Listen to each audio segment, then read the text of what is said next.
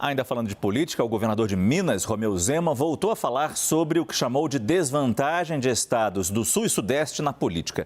Depois de defender uma frente Sul-Sudeste para discussão de propostas no Congresso Nacional, o governador de Minas foi às redes sociais para rebater críticas pelas declarações. Romeu Zema disse o seguinte, você vai ver na sua tela. A união do Sul e Sudeste jamais será para diminuir outras regiões. Não é ser contra ninguém, e sim a favor de somar esforços. Diálogo e gestão são fundamentais para o país ter mais oportunidades. A distorção dos fatos provoca divisão, mas a força do Brasil está no trabalho em união, fecha aspas. Em entrevista ao jornal Estado de São Paulo, neste sábado, o governador criticou a criação de um fundo apenas para Nordeste, Centro-Oeste e Norte, questionando se no Sul e no Sudeste não há pobreza.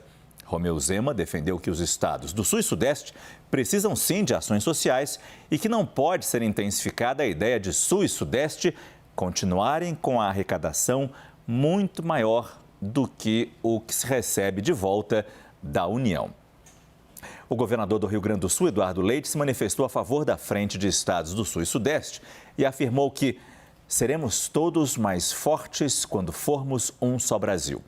Eduardo Leite disse que não acredita que Romeu Zema tenha falado algo diferente disso, mas que se falou, não representa.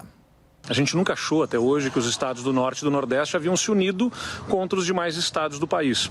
Pelo contrário, a união desses estados em torno da pauta que é de interesse comum deles serviu de inspiração para que a gente possa finalmente fazer o mesmo. Não tem nada a ver com frente de estados contra estados ou região contra região. Se trata de nós nos unirmos em torno do que é pauta comum e importante para os estados do Sul e do Sudeste. Ações para o desenvolvimento, questões tributárias, enfrentamento à pobreza, governança federativa, proteção ao meio ambiente, defesa do agronegócio, enfrentamento ao crime, são alguns dos temas.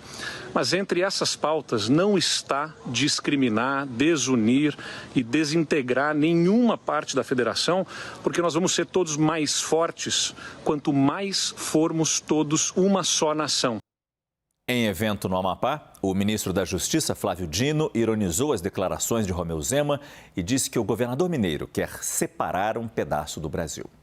E a nossa equipe gerenciando, nós temos 40 da Secretaria de Segurança Pública, nós temos recursos do Pronace, nós temos os recursos do Tribunal de Justiça, 44, e nós temos mais 18 milhões para o sistema penitenciário, então dá 62 milhões. Tem um colega seu que não é muito bom de conta, mas graças a Deus eu sei fazer conta. 62 milhões... É só olhar a internet que vocês vão entender. 62 é um homem que diz que quer separar um pedaço do Brasil.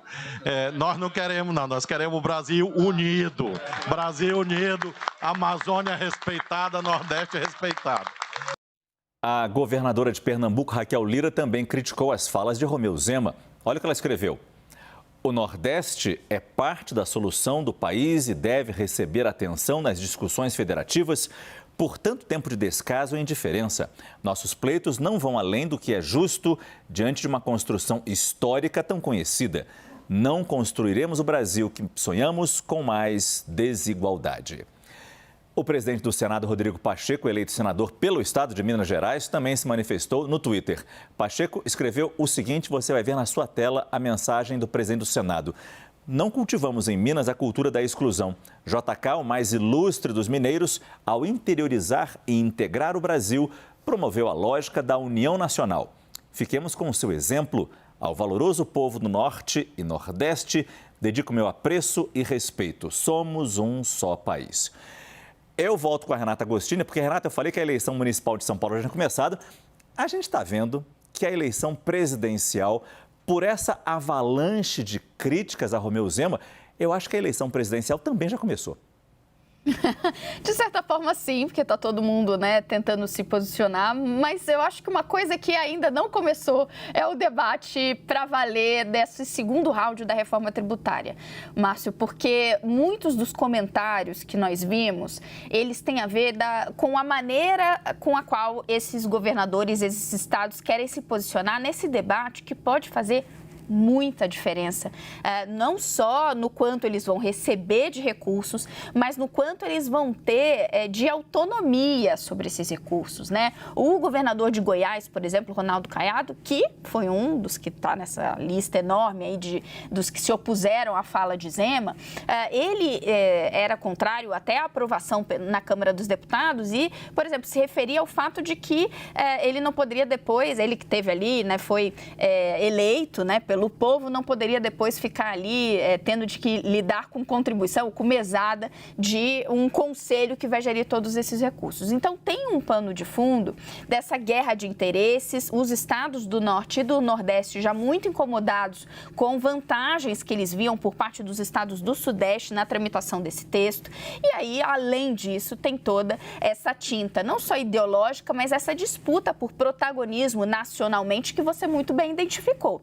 Quem conseguisse sair melhor, né, defendendo bandeiras, eventualmente levar as suas propostas à frente, vai estar mais bem posicionado lá em 2026 ou nas vésperas de 2026 para outros projetos. Obrigado, Renata Agostini.